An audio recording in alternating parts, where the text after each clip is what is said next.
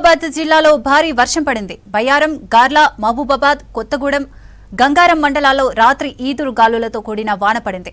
కొనుగోలు కేంద్రంలో ఆరబోసిన వరి, మొక్కజొన్న ధాన్యం రాసులు తడిసిపోయాయి.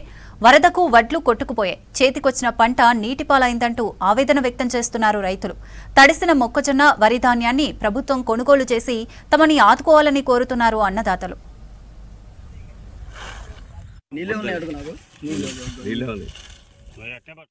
ఇక్కడ ఐకేపీ సెంటర్ నుంచి కొత్తపేట ఐకేపీ సెంటర్ నుంచి వడ్లు ఇక్కడ కొంటామనంటే ఇక్కడ తీసుకొచ్చి పోసినాం.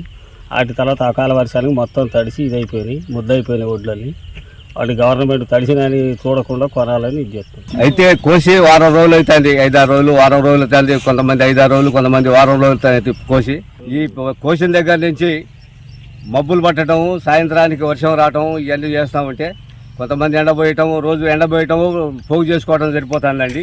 పోగు చేసి మళ్ళీ చిమ్ముకొని పోగు చేసి చిమ్ముకొని ఈ వారం 5-6 రోజుల నుంచి రైతులందరూ బాగా ఇబ్బంది పడి నిన్న ఏం చేశారంటే ఇక వర్షం రాదులేమని, నిన్న కొద్దిగా మంచిగానే ఉందని, వర్షం రాదని మొత్తం అందరూ ఎండబోసుకొని ఉన్నారు.